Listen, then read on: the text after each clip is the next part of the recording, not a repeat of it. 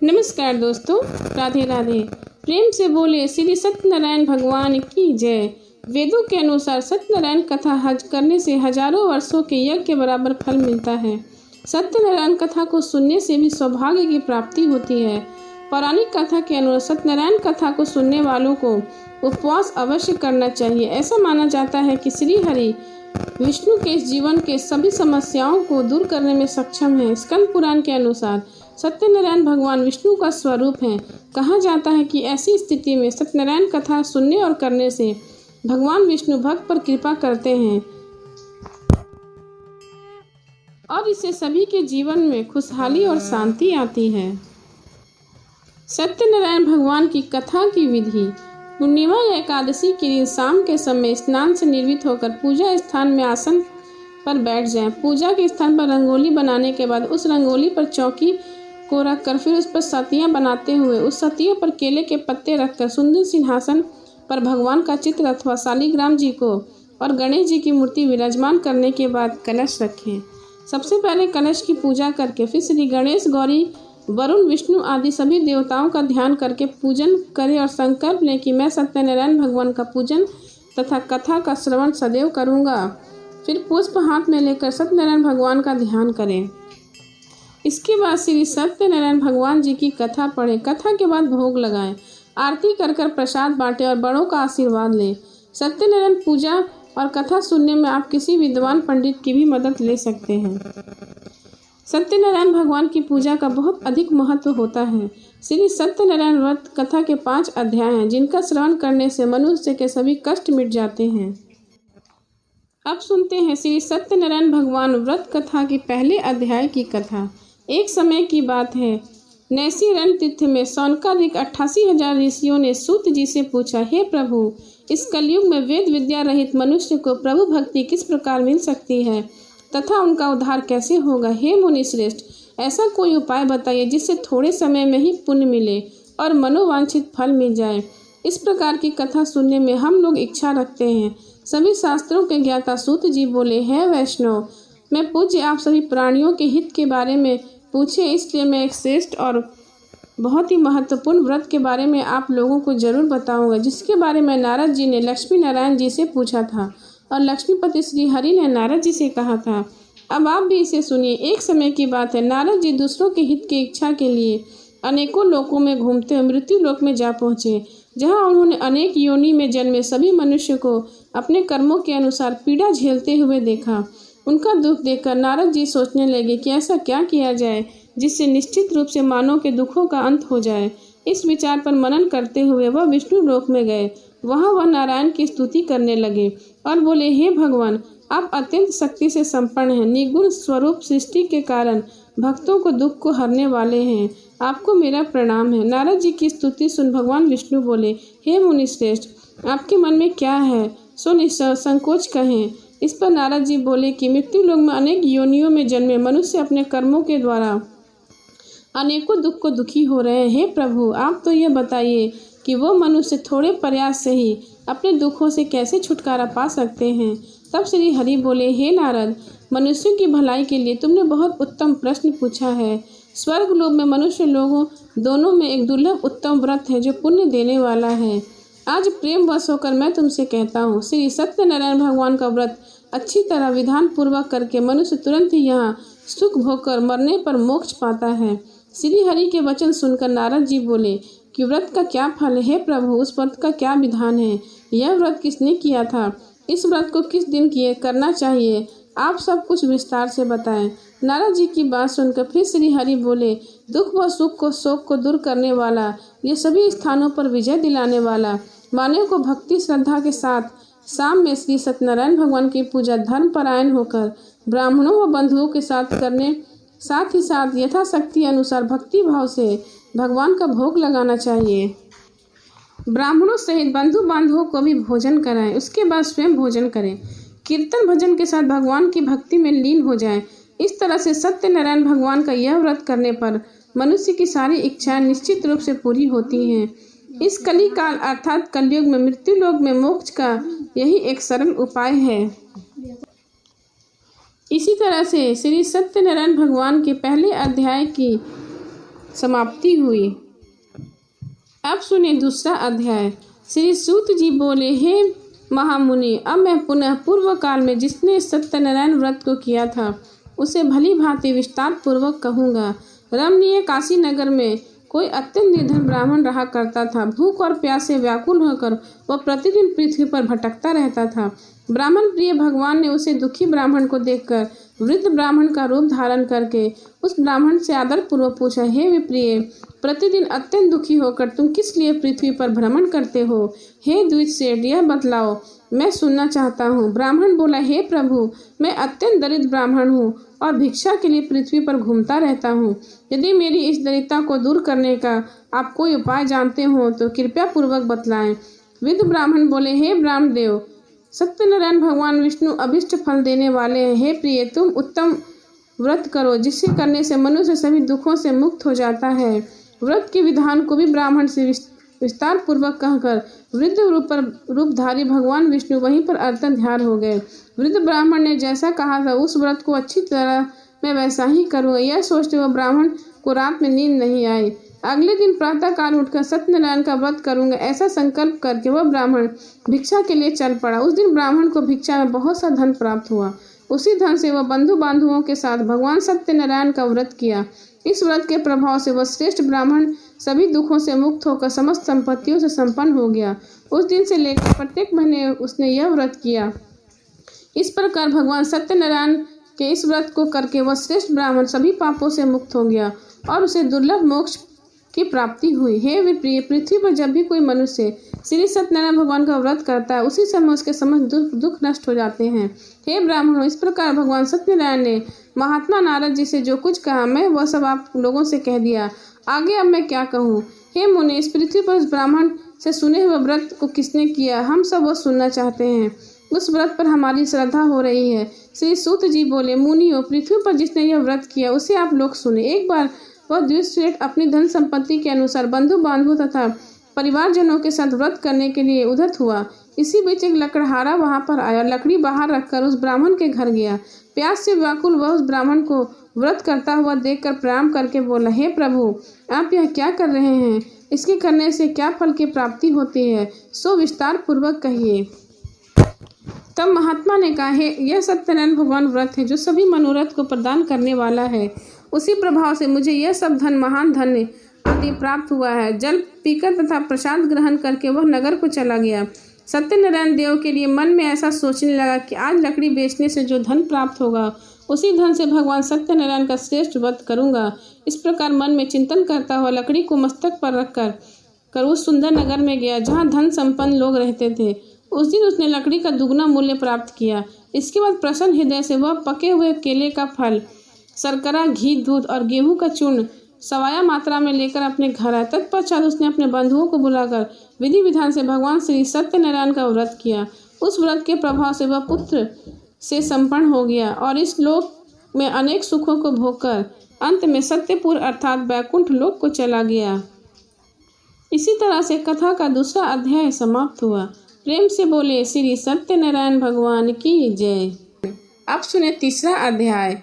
सूत जी बोले, हे श्रेष्ठ मुनियों, आगे की कथा कहता हूँ। पहले समय में उल्कामुख नामक एक विद्वान राजा था। वह सत्यवक्ता और जितेंद्रिय था। प्रतिदिन देव स्थान पर जाता और निर्धनों को धन देकर उनके कष्ट को दूर करता। उसकी पत्नी कमल के समान मुख वाली तथा सती साध्वी थी। भद्रशिला नदी तट पर उन दोनों ने श्री सत्यनारायण भगवान का व्रत किया। उसी समय साधु नाम एक वैश्य आया। उसके पास व्यापार करने के लिए बहुत सा धन था। राजा को व्रत करते देखकर वह विनय से के साथ पूछने लगा, हे राजा, भक्ति भाव से पूर्ण होकर आप यह क्या कर रहे हैं? मैंने सुनने की इच्छा रखता हूँ, मैं आपसे कृपा करके मुझे बताएं। राजा बोला, मैं अपने बंधु बांधवों के साथ पुत्रादि की प्राप्ति के लिए श्री सत्यनारायण भगवान का व्रत पूजन कर रहा हूँ। राजा के वचन सुन साधु आकर बोला, हे राजन, मुझे इस व्रत का सारा विधान कहिए, मैं भी इस व्रत को करूँगा। मेरी भी संतान नहीं है और इस व्रत को करने के निश्चित रूप से मुझे संतान प्राप्ति होगी। राजा से व्रत का सारा विधान सुन व्यापार से निवृत्त होकर वह अपने घर आया। साधु ने अपनी पत्नी को संतान देने वाले इस व्रत का वर्णन कह सुनाया और कहा कि जब मेरी संतान होगी तब मैं इस व्रत को करूंगा। साधु ने इस तरह वचन अपनी पत्नी लीलावती से कह दिया। एक दिन लीलावती पति के साथ आनंदित हो सांसारिक धर्म से परिमित होकर सत्यनारायण भगवान की कृपा से गर्भवती हो गई। 10वें महीने में उसके गर्भ से एक सुंदर कन्या ने जन्म लिया। माता पिता ने अपनी कन्या का नाम कलावती रखा। एक दिन कलावती की माँ लीलावती ने अपने पति को याद दिलाया कि अपने सत्यनारायण भगवान के जिस व्रत को करने का संकल्प किया था उसे करने का समय आ गया है, आप इस व्रत को करिए। साधु बोला, हे प्रिय, इस व्रत को मैं उसके विवाह पर करूंगा। इस प्रकार अपनी पत्नी को आश्वासन देकर वह नगर को चला गया। साधु ने एक बार नगर में अपनी कन्या को सखियों के साथ देखा तो उसे लगा कि उसकी कन्या विवाह योग्य हो गई है और उसे कन्या का योग्य वर ढूंढना शुरू कर दिया। एक दिन साधु की बात को ध्यान रखते हुए उस नगर में पहुंचा और वहां देखभाल कर रही लड़की को सुयोग वानिक पुत्र को लेकर आया। सुयोग लड़के को देख साधु ने बंधु बांधवों को बुलाकर अपनी पुत्री का विवाह कर दिया। लेकिन दुर्भाग्य की बात यह थी कि साधु ने अभी भी श्री सत्यनारायण भगवान का व्रत नहीं किया। इस पर श्री भगवान क्रोधित हो गए और श्राप दे दिया। अपने कार्य में कुशल साधु बनिया जमाई को लेकर समुद्र के पास स्थित होकर रत्नापुर नगर गया। वहां जाकर दामाद ससुर दोनों मिलकर चंद्रकेतु राजा के नगर में व्यापार करने लगे। एक दिन भगवान सत्यनारायण की माया से एक चोर राजा का धन चुराकर भाग रहा था। उसने राजा के सिपाहियों को अपना पीछा करते हुए देखा। चुराया वह धन वो वहां रख दिया और साधु अपने जमाई के साथ जहां पर ठहरा हुआ था। राजा ने सिपाहियों ने साधु वैश्य के पास जाकर धन पड़ा देखा तो वह ससुर जमाई दोनों को बांधकर प्रसन्नता से राजा के पास ले गया और कहा कि उन दोनों चोरों हम पकड़ लाए हैं, आप आगे की कार्यवाही की आज्ञा दें। राजा ने आज्ञा के उन दोनों को कठिन कारावास में डाल दिया गया और उनका सारा धन भी छीन लिया गया। श्री सत्यनारायण भगवान के श्राप से साधु पत्नी भी दुखी रहने लगी। घर में जो धन रखा था उसे वह चोर चुरा ले गए। शारीरिक तथा मानसिक पीड़ा व भूख से प्यास से अतिक दुखी वह अन्न की चिंता में कलावती ब्राह्मण के घर गई। वहां उसने श्री सत्यनारायण भगवान का व्रत होते देखा। फिर कथा सुनी और प्रसाद ग्रहण कर वह रात को घर वापस आई। माता ने कलावती से पूछा कि हे पुत्री, अब तुम कहाँ गई थी, तेरे मन में क्या है? कलावती ने अपनी माता से कहा, हे माता, मैंने एक ब्राह्मण के घर में श्री सत्यनारायण भगवान का व्रत देखा है। कन्या के वचन सुन लीलावती भगवान के पूजन करने के लिए तैयार हो गई। लीलावती ने परिवार व बंधुओं सहित सत्यनारायण भगवान का पूजन किया और उसने वर मांगा कि मेरे पति तथा जमाई शीघ्र घर आ जाएं।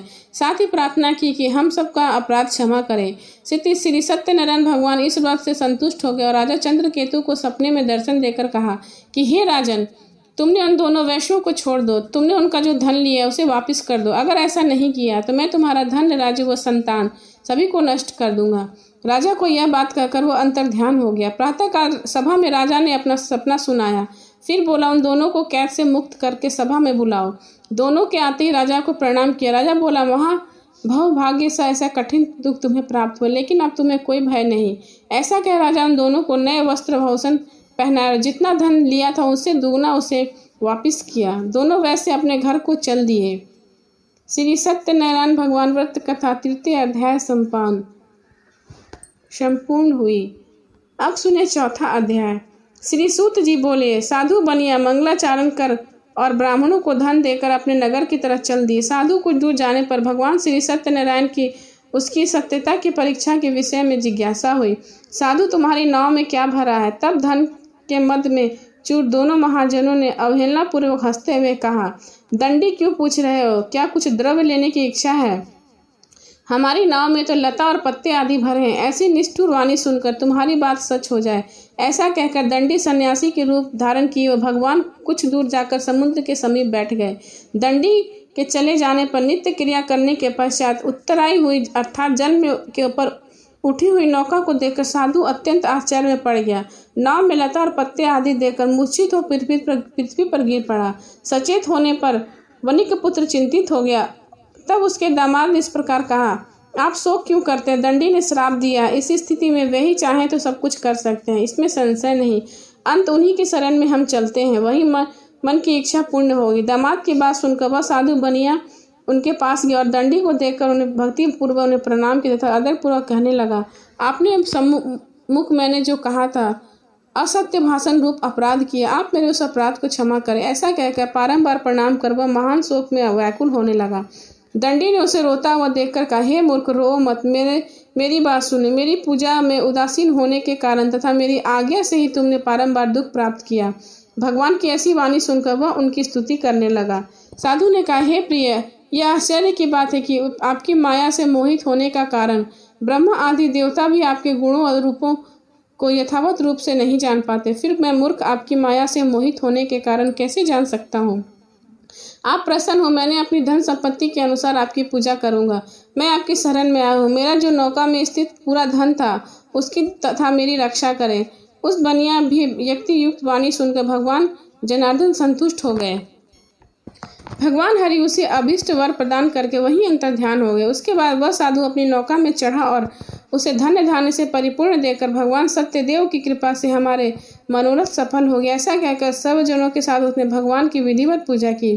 भगवान श्री सत्यनारायण की कृपा से वह आनंद से परिपूर्ण हुआ और नाव में प्रयत्न पूर्वक संभाल कर उसने अपने देश के लिए प्रस्थान किया। साधु बनिया ने अपने दामाद से कहा, वह देखो मेरी रत्नपुरी नगरी दिखाई दे रही है। इसके बाद उसने अपने धन को रक्षक दूत को अपने आगमन का समाचार देने के लिए अपनी नगरी को भेजा। उसके बाद उस दूत ने नगर में जाकर साधु की भार्या को देखकर हाथ जोड़कर प्रणाम किया तथा उसके लिए अभिष्ट बात कही। सेठ जी और दामाद तथा बंधुओं के साथ धन्य धान से संपन्न होकर नगर के निकट पधार गए हैं। दूत के मुख से यह बात सुनकर वह महान आनंद से विह्वल हो गई और साध्वी श्री सत्यनारायण भगवान की पूजा करके अपनी पुत्री से कहा, मैं साधु के दर्शन के लिए जा रही हूँ, तुम शीघ्र आओ। माता का ऐसा वचन सुनकर व्रत को समाप्त करके प्रसाद का परित्याग कर वह कलावती भी अपने पति का दर्शन करने के लिए चली गई। इससे भगवान सत्यनारायण रुष्ट हो गए और उन्होंने उसके पति को तथा नौका को धन के साथ हरण करके जल में डुबो दिया। इसके बाद कलावती कन्या अपने पति को न देकर महान शोक से रुदन करने लगी, पृथ्वी पर गिर पड़ी। नाव का अदर्शन तथा कन्या को अत्यंत दुखित देख भयभीत मन से साधु बनिया सोचा, यह क्या आश्चर्य हो रहा है। नाव का संचालन करने वाले सभी चिंतित हो गए। तदुपरांत वह लीलावती भी कन्या को देखकर विह्वल हो गई और अत्यंत दुखी से विलाप करने लगी। अपने पति की इस प्रकार बोली, अभी अभी नौका के साथ वह कैसे आरक्षित हो गया। न जाने किस देवता की उपेक्षा से वह नौका हरण कर ली गई, अथवा श्री सत्यनारायण के महात्म कौन जान सकता है। ऐसा कहकर वह स्वजनों के साथ विलाप करने लगी और कलावती कन्या को गोद में रखकर रोने लगी। कलावती कन्या भी अपने पति के नष्ट हो जाने पर दुखी हो गई और अपने पति की पादुका लेकर उसका अनुगमन करने लगी। उसके मन में निश्चय किया। कन्या इस प्रकार आचरण को देखकर भार्या सहित वह धर्म साधु बनी अत्यंत शोक संतप्त हो गया और सोचने लगा, ये तो भगवान सत्यनारायण यह अपहरण किया, अथवा हम सभी भगवान सत्यदेव की माया से मोहित हो गए हैं। अपने धन शक्ति के अनुसार मैं भगवान श्री सत्यनारायण की पूजा करूंगा। सभी को बुलाकर इस प्रकार कहकर उसने अपने मन की इच्छा प्रकट की और बारंबार भगवान सत्यदेव को दंडवत प्रणाम किया। इससे दोनों के परिपालक भगवान सत्यदेव प्रसन्न हुए। भक्ति वत्सल भगवान की कृपा पूर्वक कहा, तुम्हारी कन्या प्रसाद छोड़कर अपने पति को देखने चली गई। निश्चय ही इसी कारण से उसका पति अदृश्य हो गया। यदि घर जाकर प्रसाद ग्रहण करके पुनः आए तो साधु बनिया तुम्हारी पुत्र की पति की प्राप्ति करेगी, इसमें संशय नहीं। कन्या कलावती भी आकाश मंडल से ऐसी वाणी सुनकर शीघ्र घर गई और प्रसाद ग्रहण किया। पुनः आकर स्वजनों तथा अपने पति को देखा। तब कलावती कन्या ने अपने पिता से कहा, अब तो घर चले, विलंब न करें। कन्या की बात सुनकर वनिक पुत्र संतुष्ट हो गया और विधि विधान से भगवान श्री सत्यनारायण का पूजन करके धन तथा बंधु बांधवों के साथ अपने घर गया। तदुपरांत पूर्णिमा तथा संक्रांति पर्वों का पर भगवान सत्यनारायण का पूजन करते हुए इस लोक को सुख भोग कर अंत में वह वैकुंठ लोक को चला गया। इसी तरह से सत्यनारायण भगवान व्रत कथा चतुर्थ अध्याय समाप्त। अब सुने 5वें अध्याय की कथा। श्रेष्ठ मुनियों, अब मैं इसके बाद मैं दूसरी कथा कहूँगा, आप लोग सुने। अपनी प्रजा का पालन करने में तत्पर तुंगध्वज नामक एक राजा थे। उसने सत्य देव से प्रसाद का परित्याग करके दुख प्राप्त किया। इसके बाद वन में जाकर वह वहाँ बहुत से पशुओं को मारकर वट वृक्ष के नीचे आया। वहाँ उसने देखा कि गोपनग बंधु बांधवों के साथ संतुष्ट होकर भक्तिपूर्वक भगवान सत्यदेव की पूजा कर रहे हैं। राजा यह देखकर भी अहंकारवश ना तो वहां गया और ना ही उसने भगवान सत्यनारायण को प्रणाम किया। पूजन के बाद सभी गोपगण भगवान का प्रसाद राजा के समीप रखकर वहां से लौट आए और इच्छा अनुसार उन सभी ने भगवान का प्रसाद ग्रहण किया। इधर राजा को प्रसाद का परित्याग करने से बहुत दुख हुआ। उसके संपूर्ण धन्य धान सभी 100 पुत्र नष्ट हो गए। राजा के मन में यह निश्चय किया कि अवश्य ही भगवान सत्यनारायण ने हमारा नाश कर दिया है, इसलिए मुझे वहां जाना चाहिए जहाँ श्री सत्यनारायण का पूजन हो रहा था। ऐसे मन में निश्चय करके वह राजा गोपगणों के समीप गया और उसने गोपगणों के साथ भक्ति श्रद्धा से युक्त होकर विधि पूर्वक भगवान सत्यदेव की पूजा की।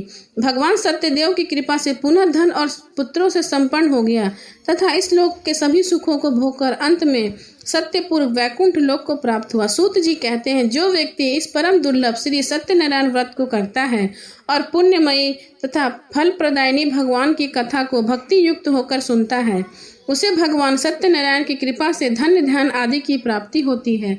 दरिद्र धनवान हो जाता है, बंधन में पड़ा हुआ बंधन से मुक्त हो जाता है, डरा हुआ व्यक्ति भय से मुक्त हो जाता है। यह सत्य बात है, इसमें कोई संशय नहीं।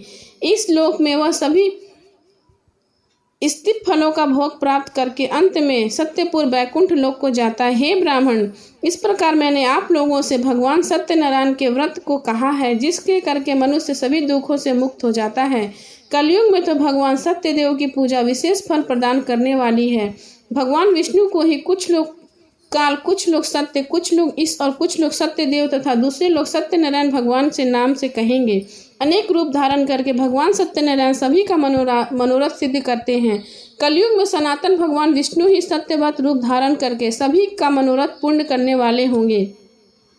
हे श्रेष्ठ मुनियों, जो व्यक्ति नित्य भगवान सत्यनारायण की व्रत कथा को पढ़ता है, सुनता है, भगवान सत्यनारायण की कृपा से उसे सभी पाप नष्ट हो जाते हैं। हे मुनीश्वर, पूर्व काल में जिन लोगों ने भगवान सत्यनारायण का व्रत किया था, उसके अगले जन्म का वृत्तांत कहता हूँ, आप लोग सुनो। महान प्रगा प्रसन्न सतानंद नाम ब्राह्मण सत्यनारायण व्रत करके प्रभाव से दूसरे जन्म में सुदामा नामक ब्राह्मण हुए और उस जन्म भगवान श्री कृष्ण को ध्यान करते हुए उन्होंने मोक्ष को प्राप्त किया।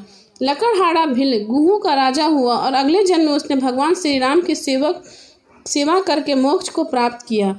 महाराज उल्कामुख दूसरे जन्म में राजा दशरथ हुए, जिन्होंने श्री रंगनाथ जी की पूजा करके अत्यंत में वैकुंठ को प्राप्त किया। इस प्रकार धार्मिक तथा सत्यवती साधु पिछले जन्म में सत्यव्रत के प्रभाव से दूसरे जन्म में मोरध्वज नामक राजा हुए। उसने अपने आर्य से चरी अपने पुत्र को आदि देह भगवान विष्णु को अर्पित कर मोक्ष प्राप्त किया। महाराज तुंगध्वज जन्मांतर से स्वभाव भूमनु हुए और भगवत संबंधी संपूर्ण कार्य का अनुष्ठान करके वैकुंठ लोक को प्राप्त हुए। जो गोपगण थे वे सब जन्मांतर में वज्रमंडल में निवास करने वाले गोप हुए। सभी राक्षसों का संहार करके उन्होंने भी भगवान का यशाक्त धाम गोलोक प्राप्त किया। इस प्रकार श्री स्कंद पुराण के अंतर्गत रेवाखंड में श्री सत्यनारायण व्रत कथा का 5वां अध्याय संपूर्ण हुआ। प्रेम से बोलिए श्री सत्यनारायण भगवान की जय। श्री सत्यनारायण कथा के बाद श्री सत्यनारायण भगवान की आरती जरूर करें। जय लक्ष्मी रमणा, जय लक्ष्मी रमणा, सत्यनारायण स्वामी जनपातक हरिणा। जय लक्ष्मी रमना रत्न जटित सिंहासन, अद्भुत छवि राजे नारत करत निराजन, घंटा ध्वनि बाजे। जय लक्ष्मी रमना प्रकट भये कलि कारण, द्विज को दर्श दियो बूढ़े ब्राह्मण बन कर, कंचन महल कियो। जय लक्ष्मी रमना दुर्बल भील कठारो, जिन पर कृपा करो चंद्रचूड़ एक राजा, जिनकी विपदि हरो। जय लक्ष्मी रमणा वैश्य मनोरथ पायो, श्रद्धा तज दिन्ही सो फल भोग्यो। प्रभु जी आस्तिकी किन्ही, भाव भक्ति के कारण छिन छिन रूप धरो। श्रद्धा धारण कीन्ही तिनको काज सरो। जय लक्ष्मी रमना ग्वाल बाल संग राजा, वन में भक्ति करी मन वांछित फल दिन्हो दीन दयाल हरि। जय लक्ष्मी रमना चढ़त प्रसाद सवायो, कदली फल मेवा धूप दीप तुलसी से राजी सत्य देवा। जय लक्ष्मी रमणा सत्यनारायण जी की आरती जो गावे, तन मन सुख संपत्ति मन वांछित फल पावे। जय लक्ष्मी रमणा स्वामी जय लक्ष्मी रमणा। प्रेम से बोलिए श्री सत्यनारायण भगवान की जय।